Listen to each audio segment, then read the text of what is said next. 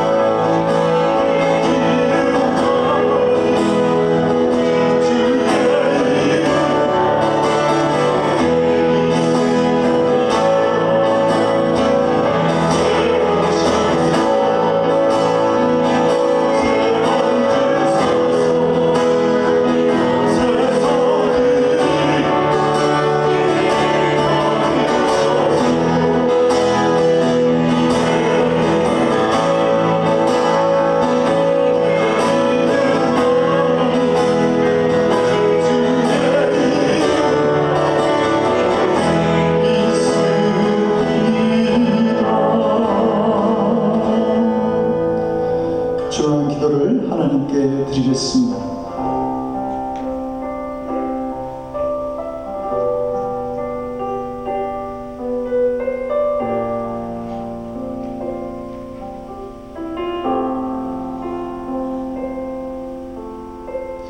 내 영혼아 여호와를 송축하며 그의 모든 은택을 잊지 말지어다.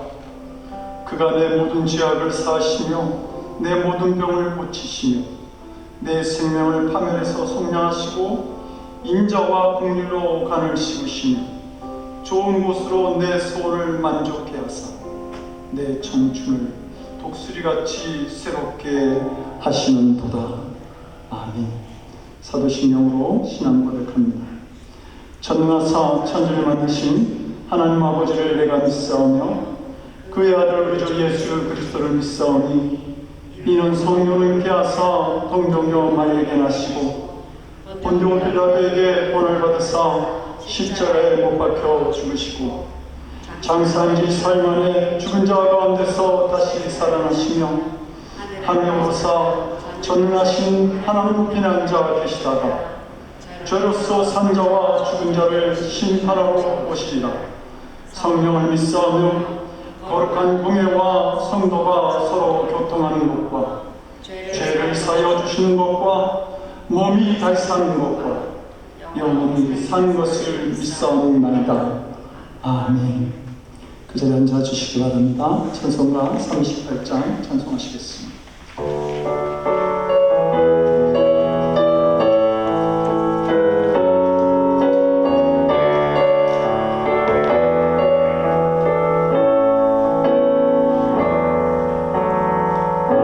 이곳에 오셔서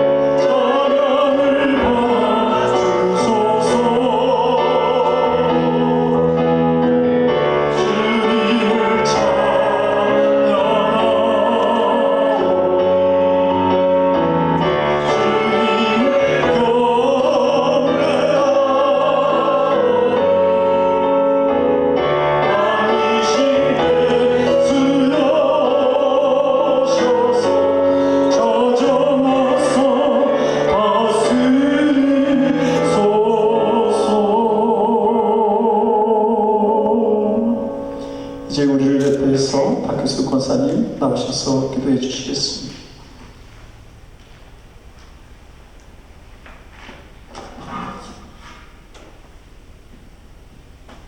찬송하리로다. 그는 우리 주 예수 그리스도의 하나님이시요 자비의 아버지시요 모든 유래의 하나님이시며 아멘.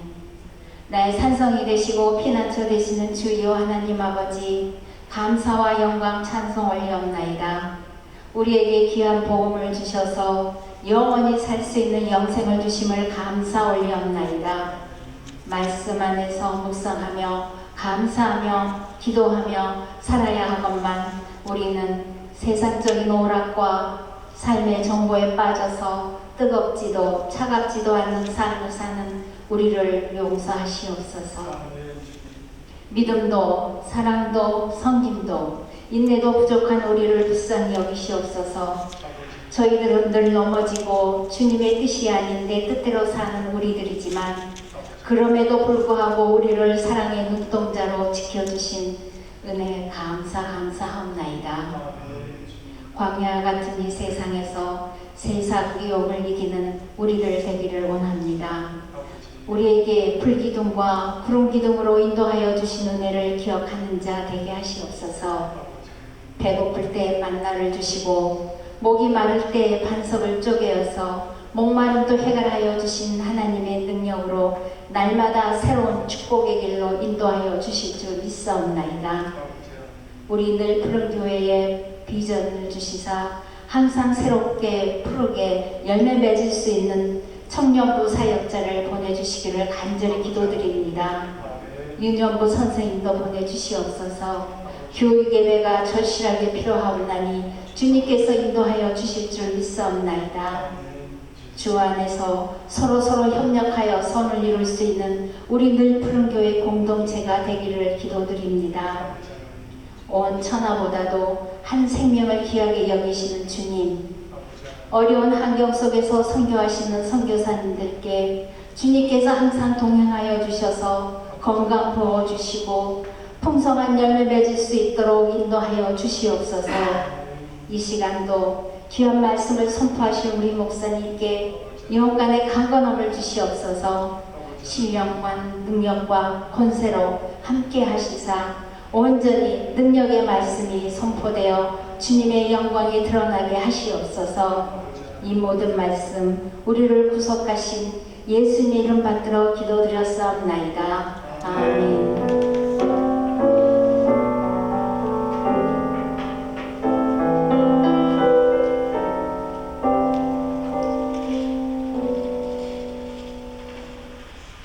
오늘 우리에게 주신 하나님의 말씀을 같이 봅니다. 요한복음 18장 12절에서 18절 그리고 25절에서 27절 연이어서 같이 나누어 보도록 합니다. 요한복음 18장 12절 말씀 먼저 받들어 보도록 하겠습니다. 이에 군대와 천부장과 유대인의 아랫 사람들이 예수를 잡아 결박하여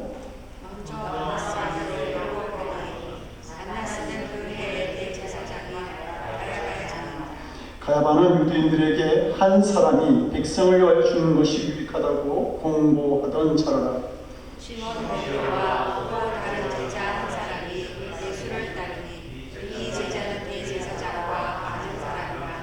예수와 함께 대제사장의 집들에 들어가고 베드로는 문 밖에 서 있는지라 대제사장을 아는 그 다른 제자가 나가서 문 지키는 여자에게 말하여 베드로를 데리고 들어오니 문 지키는 여종이 베드로에게 말하되 너도 이 사람의 제자 중 하나가 아니라 하니 그가 말하되 나는 아니라 하더라. 그때가 추운고로 종과 아랫사람들이 불을 피우고 서서 쬐니 베드로도 함께 서서 쬐더라. 시몬 베드로가 가서 불을 쬐더니 사람들이 묻되 너도 그 제자 중 하나가 아니냐. 베드로가 부인하여 이르되 나는 아니라 하니 대제사장의 종 하나는 베드로에게 귀를 잘린 사람의 친척이라. 그가 내가 그 사람과 함께 동산에 있는 것을 내가 보지 아니하였느냐. 이에 베드로가 또 부인하니 곧 닭이 울더라. 아멘. 기도하겠습니다. 하나님 아버지, 오늘도 저희들을 말씀 듣는 자리로 인도하여 주신 것 감사드립니다. 세상에 많은 교훈이 있겠지만 주님의 말씀보다 귀한 것이 없는 줄로 압니다.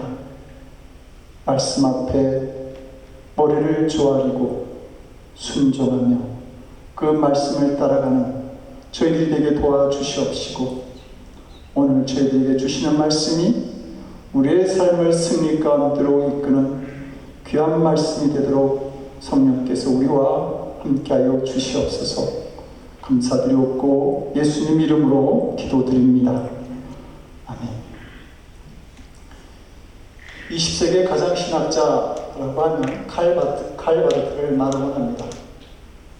그가 쓴 교유학만 해도 약 8,000페이지에 달하는 방대한 분량을 가지고 있습니다. 하루는 어떤 기자가 그를 찾아가서 물었습니다. 박사님의 모든 책을 한마디로 요약하면 무엇이라고 말할 수 있습니까? 그러자 그는 잠시 생각하더니 예수께서 나를 사랑하신다는 겁니다. 위대한 신학자의 사고와 많은 저술, 헌신과 노력의 결론은 하나님께서 나를 사랑하신다는 것, 우리를 향한 예수님의 사랑이었던 것이죠.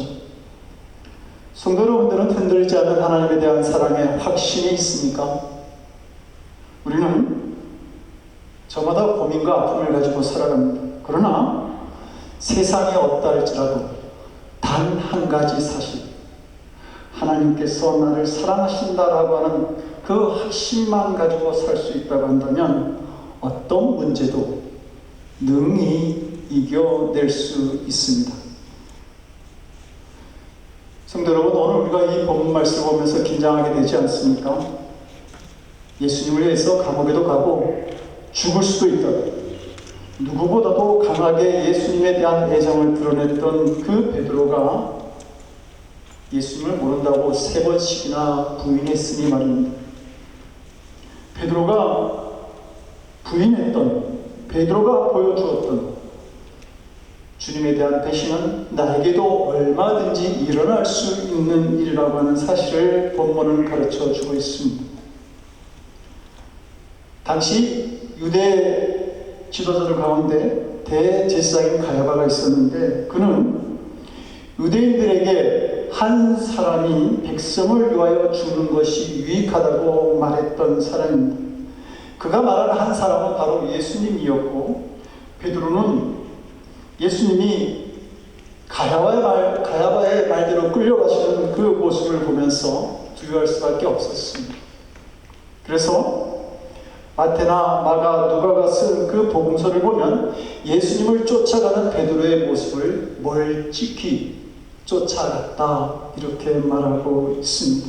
베드로가 예수님을 적극적으로 쫓아가는 것이 아니라 적당한 거리를 두고 두려운 마음에 일정한 거리를 두고 쫓아갔다는 말입니다.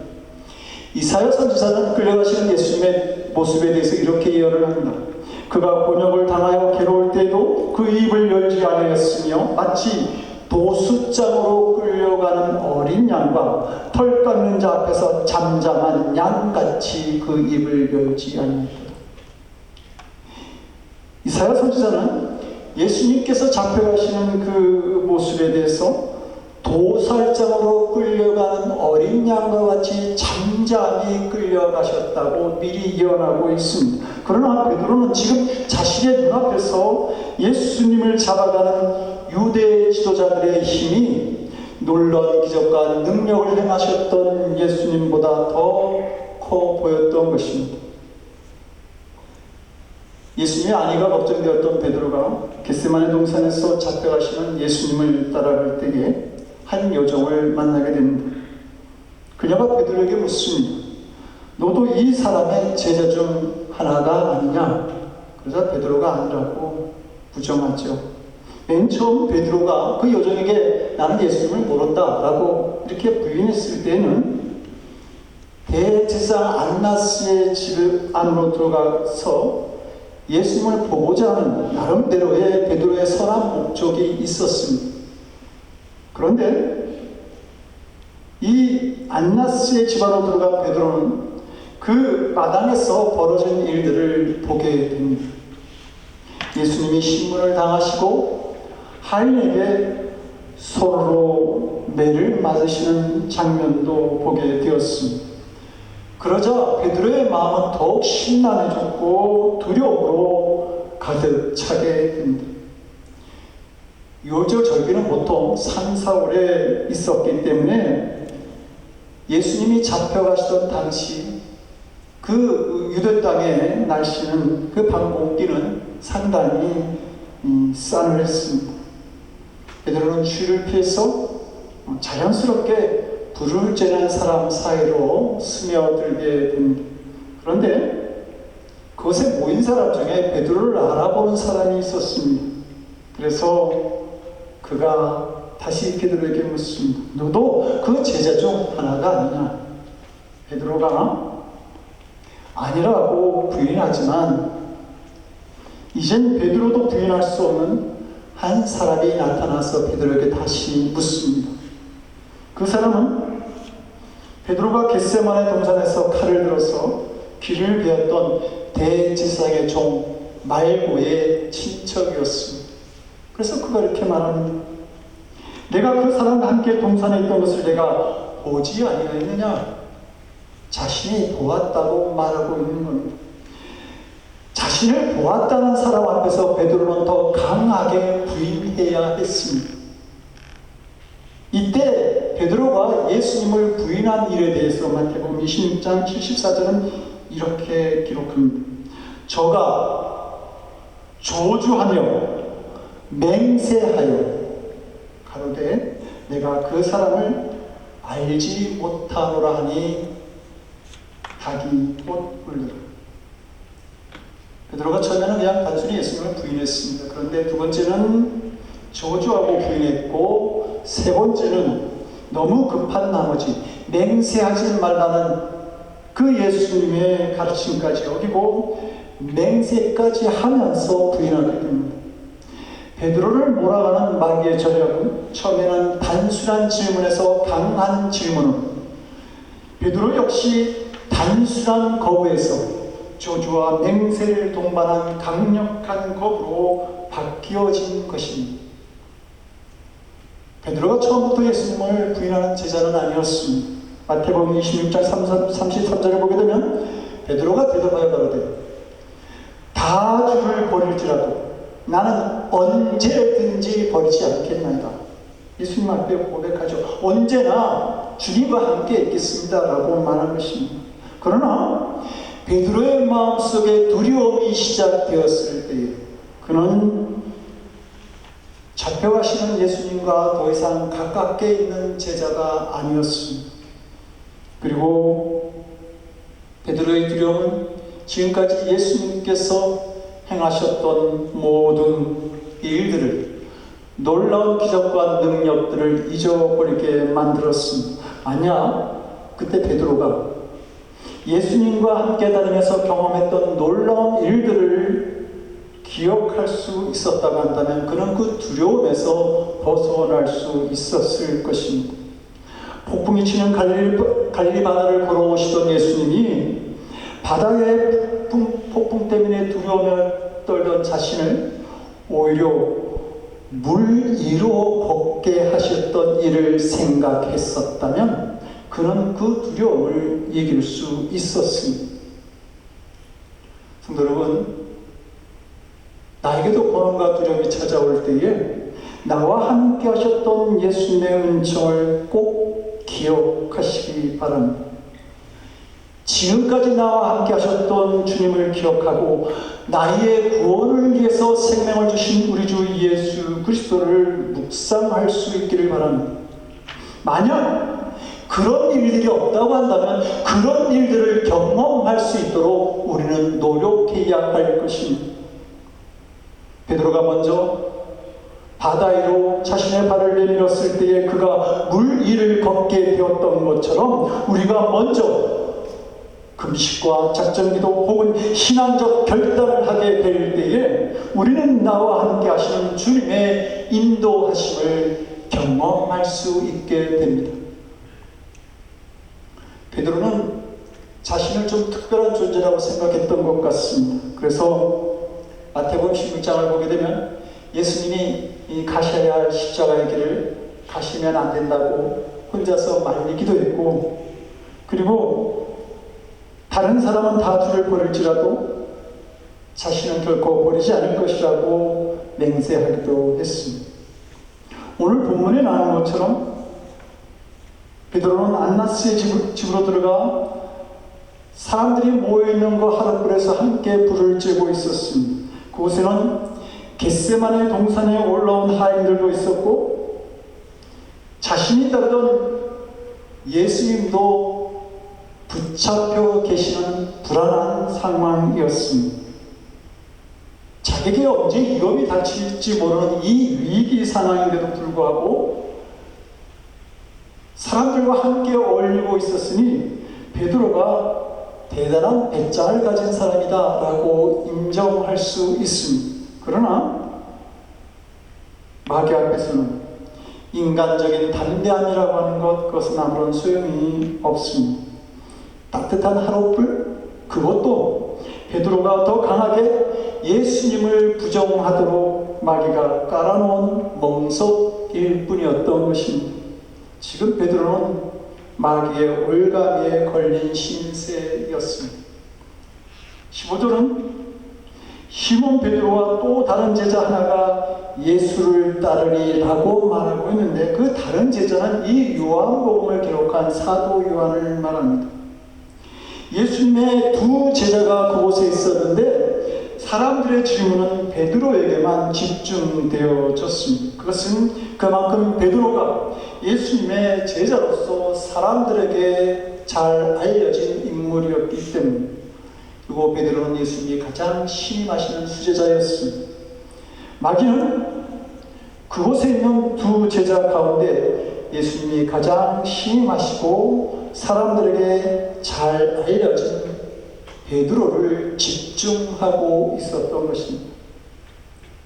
성도 여러분, 마귀는 베드로처럼 사람들이 주목하는 사람을 더 시험에 들게 하고 올무에 넘어지게 하려고 노력합니다.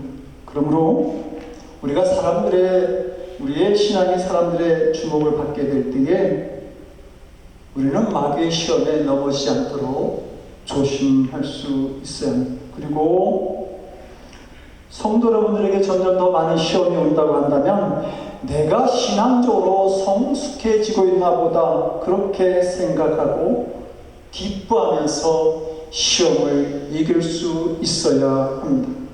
교회도 마찬가지입니다. 마귀는 죽은 성도나 교회는 건들지 않습니다. 성도들과 교회에 많은 시련이 닥치고 힘든 일이 생긴다고 한다면 이제는 마귀가 주목하는 교회가 되었다고 하는 사실을 알고 기뻐하고 더 주님께 영광 돌리는 교회가 될 수 있도록 힘써야 하는 것입니다. 사랑하는 성도 여러분, 우리는 마귀의 전략이 얼마나 교묘한지, 그리고 우리를 넘어뜨리기 위한, 악에 넘어뜨리기 위한 마귀의 지령이 얼마나 대단한지 알아야 합니다. 한번 우리를 잡았다 하면 마귀는 잘 놓아주지 않습니다. 이런 마귀의 유혹을 이기는 길은 예수님과 더 가까워지는 길밖에 없습니다. 베드로가 예수님을 모른다고 저주하고 맹세하던 그 순간 베드로는 자기를 향한 예수님의 눈과 마주치게 됩니다. 이 순간을 누가복음은 이렇게 기록합니다. 베드로가 가라되 이 사람아 나는 너 하는 말을 알지 못하노라 고 방금 말할 때에 닭이 곧 울더라. 주께서 돌이켜 베드로를 보시니 베드로가 주의 말씀 곧 오늘 닭 울기 전에 내가 3번 나를 부인하리라 하심이 생각나서 밖에 나가서 심히 통곡하니라. 베드로가 예수님을 부인하던 그때에 주께서 돌이켜서 베드로를 보셨다라고 말하고 있습니다. 그런데 예수님이 베드로를 바라보시는 눈빛을 헬라어로 에네브레센이라고 하는데, 그 눈빛은, 그 눈은 상대방에 대한 관심과 애정을 가지고 바라보는 눈빛을 말합니다. 그러니까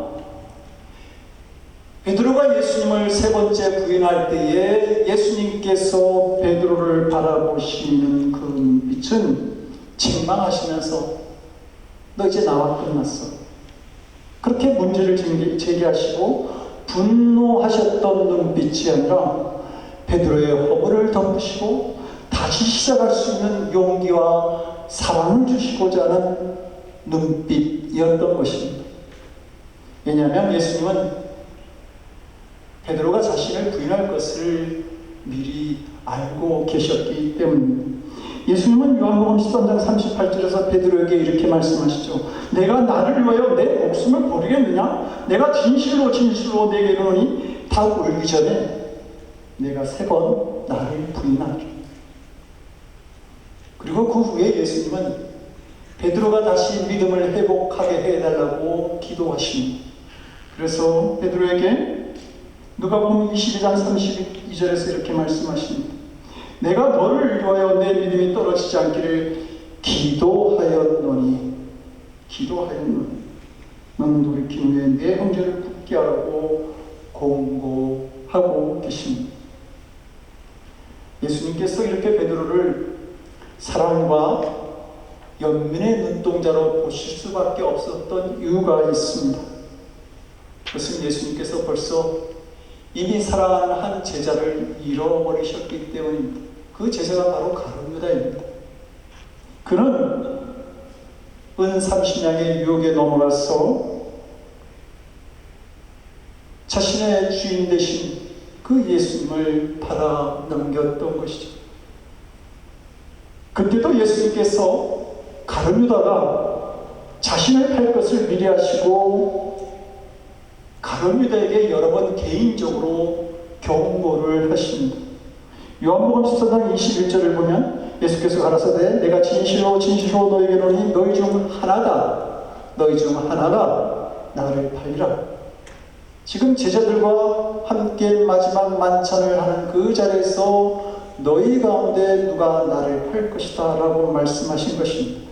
그리고 요한복음 13장 27절에서 예수께서 유다에게 이르시되 내 하는 일을 속히 하라라고 말씀하심으로 인해서 예수님은 유다가 할 일에 대해서 미리 경고하셨던 것입니다. 예수님의 이 경고는 가룟 유다가 다시 예수님께로 돌아오기를 원하시는 하나의 간청이었습니다. 예수님은 가룟 유다가 자신을 배신하게 되리라고 하는 사실을 다른 제자들에게 결코 알리지 않으셨습니다. 가룟 유다가 그 죄에서 벗어나기를 기도하셨기 때문에 마태복음 26장을 보게 되면 가룟 유다가 겟세마네 동산에서 기도하시는 예수님께로 나옵니다. 그리고 예수님이 누구인지 알려주는 군인들에게 알려주는 신호로 예수님께 입맞춤을 할 때에 예수님이 그 입맞춤을 거부하지 않습니다. 예수님은 여전히 가룟 유다를 사랑하셨고 비록 자신을 은 30냥에 팔았을지라도 앞으로 회개하고 돌아오기를 원하셨던 것입니다. 그런데 가룟 유다는 이 예수님의 사랑을 받아들이지 않습니다. 예수님께서 마태복음 26장 24절에서 인자는 자기에게 대하여 기록된 대로 가거니와 인자를 파는 그 사람에게는 화가 있으리로다. 그 사람은 차라리 나지 아니하였다면 제게 좋을 뻔하였느니라 라고 말씀하셨던 이유는 예수님을 바라보는 이 가룟 유다에게 일어날 앞으로의 불행한 일들을 예수님은 미리 아셨기 때문입니다. 예수님의 사랑을 끝까지 거부한 가룟 유다의 모습은 자살이지 않습니까? 이게 마귀에 붙잡힌 자의 모습이라고 하는 겁니다. 예수님은 지금 가룟 유다에 대한 그 안타까움이 아직도 크게 남아있는데 이제 다시 베드로가 수지자인 베드로가 위기에 처해진 것입니다. 가룟유다를 파멸시킨 마귀는 베드로조차 데려가려고 요란을 떨고 있었던 겁니다. 그래서 예수님은 누가복음 22장 31절에서 시몬아 시몬아 보라 사단이 늘 까부러듯 하려고 너희를 청구하였다고 경고하셨던 겁니다. 마귀는 가룟유다를 도루로 유혹하더니 이제는 베드로는 두려움으로 시험하였습니다. 이것은 모든 성도들이 동일하게 겪는 사탄의 공격입니다. 목적은 하나죠. 예수님을 부인하게 하는 것입니다. 우리가 어떤 상황에서도 예수님을 부인하게 되면 마귀의 포로가 되는 불신앙의 사람들이 되는 것입니다. 예수님은 베드로가 자신을 부인하는 순간 베드로가 자신을 부인했다는 사실보다는 베드로가 죄책감에 사로잡혀서 스스로 무너질 것을 더 걱정하셨습니다. 예수님은 베드로가 당신을 얼마나 사랑하는지를 알고 계셨습니다. 그런데 이 의협심 많았던 베드로가 자기 입으로 예수님을 모른다고 3번씩이나 부인했다는 사실 때문에 영원히 예수님을 떠나버리거나 혹은 가룟 유다처럼 자살할 수 있다라고 하는 사실을 더 걱정하셨던 것입니다. 이런 베드로를 알고 계셨던 예수님은 베드로가 예수님을 모른다고 3번째 부인하는 순간 베드로에게 용서와 사랑을 전하고 싶으셨습니다. 그래서 나는 너를 여전히 사랑한다고 눈빛을 통해서 말씀해 주셨던 것이죠. 베드로야, 괜찮다. 내가 이미 내가 나를 부인하게 되리라고 하는 것을 내가 말하지 않았느냐. 난 여전히 너를 위해서 기도하고 있었다. 그렇게 눈빛을 통해서 말씀하신 것이죠. 예수님의 그 눈빛과 마주친 베드로는 자기 자신에게 절망하며 밖으로 나아가 통곡하게 됩니다. 베드로의 마음 깊은 곳에서 우러나오는 회개의 눈물이었습니다. 자신에게 절망한 사람, 자신에게 절망할 때에 진정한 회개가 이루어지게 됩니다.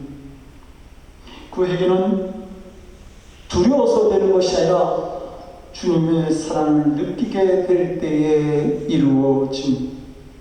그러면 절망을 넘어서서 새로운 시작을 할 용기를 가지게 되는 것입니다.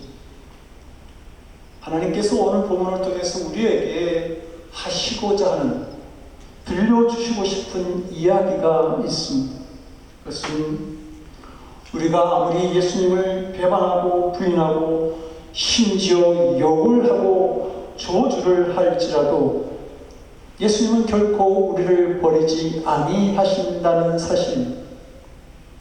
가룟 유다를 잃어버리셨던 예수님이 베드로를 잃어버리고 싶지 않아서 사랑과 용서의 눈빛을 주셨던 것처럼 우리 역시 잊어버리고 싶지 않아서 우리가 어떠한 죄 가운데 있을지라도 베드로에게 주셨던 그 사랑과 용서의 눈길을 반드시 허락하신다는 사실입니다. 나아가 예수님은 우리가 다시 일어나라고 격려의 기도를 하고 계십니다. 예수님은 요한복음 6장 39절에서 말씀하시기를 나를 보내신 이의 뜻은 내게 주신 자 중에 내가 하나도 잃어버리지 아니하고 마지막 날에 다시 살리는 이것이라 라고 말씀합니다. 성도 여러분, 신앙생활하면서 예수님을 부인한 적은 없습니까? 꼭 말로 부인해야 부인하는 것이 아닙니다. 사람들 앞에서 예수님을 모르는 사람처럼 말을 늘어놓기도 하고 행동하는 것, 이것 역시 다 주님을 모른다고 부인하는 것과 같습니다. 마귀는 이런 일들을 들춰내서 우리를 자꾸 무너뜨리려고 하죠. 가룟유다에게 한 것처럼 스스로 절망하고 죄책감에 빠져서 무너지게 만드는 것입니다. 그러나 성도 여러분, 그 가운데서도 우리를 바라보시는 예수님의 눈은 여전히 따뜻하다는 사실을 믿으시기 바랍니다. 예수님은 말씀하십니다. 낙심하지 마라. 내가 너를 위하여 피 흘렸으니 다시 일어나라 라고 말입니다. 예수님을 부인해도 좋다 그 말이 아닙니다. 예수님께서는 우리를 결코 버리지 아니하십니다. 어떤 죄책감이 들어도 어떤 신앙의 실패가 있을지라도 머뭇머뭇거리는 신앙의 태도를 버려야 한다라고 하는 말입니다. 주님, 예수님을 3번이나 부인했던 베드로도 용서하시고 사랑하시며 다시 위대한 사도로 사용하시지 않았습니까? 저도 회개하며 죽기로 나아가며 우리에게 베푸시는 주님의 용서와 사랑을 믿으며 감사를 드립니다. 이런 자세를 가지고 어떤 죄 가운데, 어떤 상황 가운데 있을지라도 주님께 나아가라고 하는 말입니다. 1900년대에 우리 근처에 있는 이 아주사에서 성령 강림의 역사가 일어났는데 그 성령 강림의 역사가 왜 백인들이 아니라 흑인들에게 먼저 일어났는지 아십니까? 그 흑인들이 주님께 더 가까이 가려고 몸부림쳤기 때문입니다. 성도 여러분, 간혹 우리는 주님이 베푸신 은혜를 기억하지 못하고 원망과 불평을 주님께 돌릴 때 있습니다. 우리가 겪었던 고난 때문에 주님을 부인하는 자리에 있을 때도 있습니다. 그러나 그 순간에도 언제나 변호는 사랑과 용서의 눈빛으로 우리를 바라보시는 주님의 눈길을 기억할 수 있어야 합니다. 오늘 예배드린 우리 모두가 가정이나 직장, 교회 생활을 하면서 어떤 경우를 만나도 불평과 부인하는 자리에서 머뭇거리지 않고 언제나 예수님 곁에 바짝 붙어 서서 따라가겠노라고 결단할 수 있어야 합니다.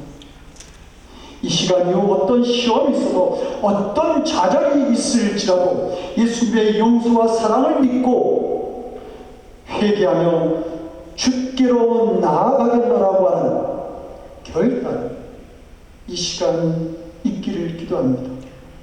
그럴 때에 반드시 살 길이 열립니다. 기적과 간증이 있는 그 삶을 우리 모두가 살아갈 수 있는 줄로 믿습니다. 기도하시겠습니다.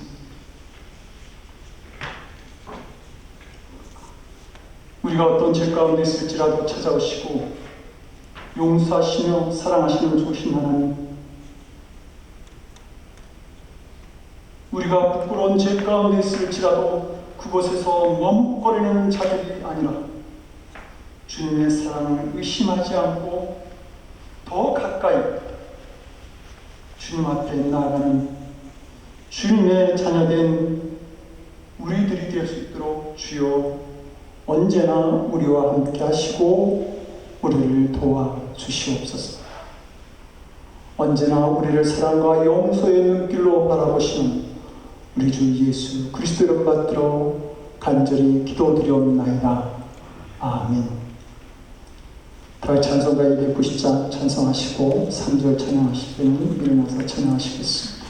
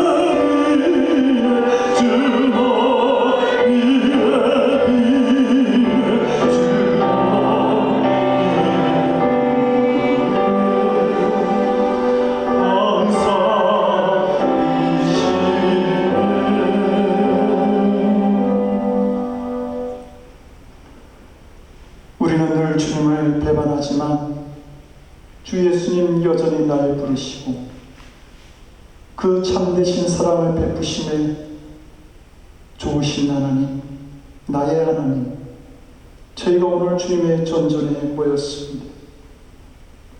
우리에게 베푸신 놀라운 그 사랑, 은혜를 기억하며 하나님, 우리의 가진 것 구분하여 드립니다.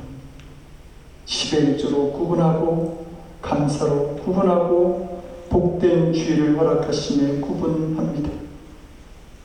더 많은 조건들을 발견하며 이제 하나님께 가진 것 드리는 당신의 사랑하는 성도들을 기억하여 주셔서 아버지 하나님, 사람의 힘으로 감히 기대하지 못했던 것까지 하나님 준비하시고 채우시는 은혜를 허락해 주시옵소서.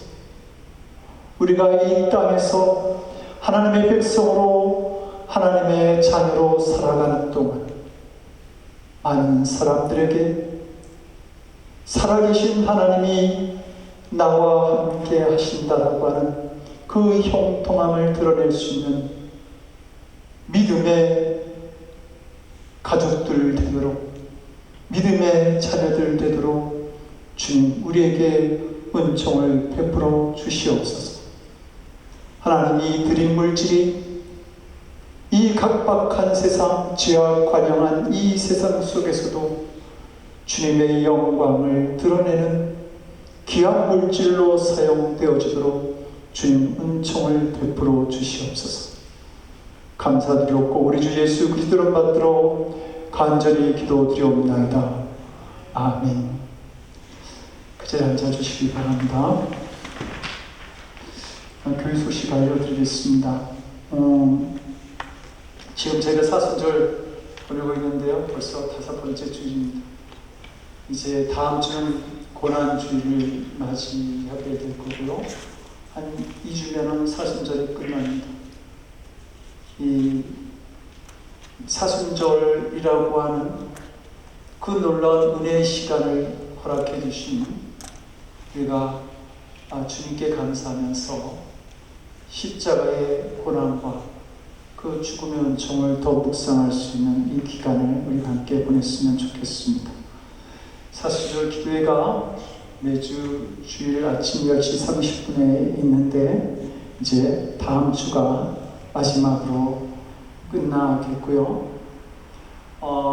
아직 결정된 바는 아니지만 저희 교회의 기도가 필요한 것 같아서 이 사순절 기도회가 계속해서 이어지기를 원합니다. 다시 한번 모임을 통해서 이 일이 결정되어지면 사순절 아침 기도회가 끝나도 매주일 아침 계속 이어지는 기도회가 있도록 그렇게 하겠습니다. 야외배가 4월 23일 우리가 작년에 우리가 모였던 그 3번 그 똑같은 자리에 지금 벌써 예약을 해놨습니다. 야외배가 4월 23일에 있다는 거 기억하시고 또 좋은 분들과 함께 예배 드릴 수 있도록 그렇게 힘써 주시기 바랍니다. 금주 기도 가정은 무성철 문혜원 선교사님 가정입니다. 무성철 선교사님이 예배에 참석하고 싶지만 기침이 너무 많이 나와서 예배에 방해가 될까봐 참석지 못한다고 그렇게 연락 주셨습니다. 잘 회복되어질 수 있도록 기도해 주시고 또 선교하시는 태국 지역을 위해서도 함께 기도해 주시기 바랍니다. 다른 거 없으시면 일어나셔서 주기도문 찬양과 축도로 예배 마치겠습니다.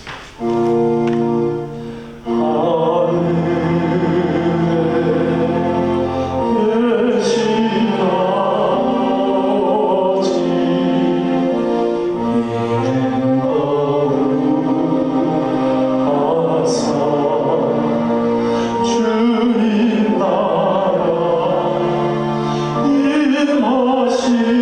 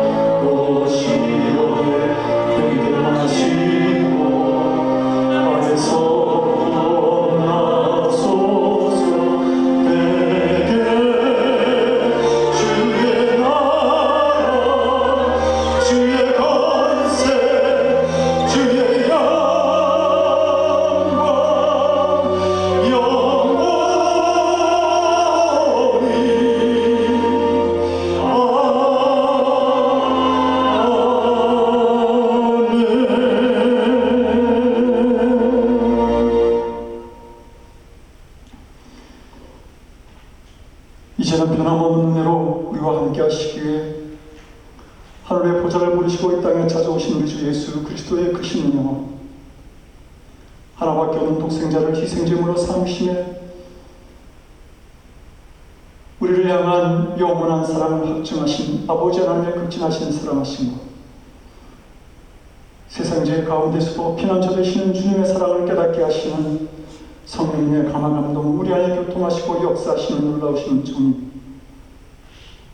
언제나 우리를 향한 주님의 용서와 사랑을 믿고 누를 주님과 함께 사랑으로 결단하는 사랑하는 손으로 들는 머리 위에 저희의 삶과 가정과 일터와 드리는 기도이 지금으로부터 영원토록 함께 없이기를 간절히 축원드리옵나이다. 아멘.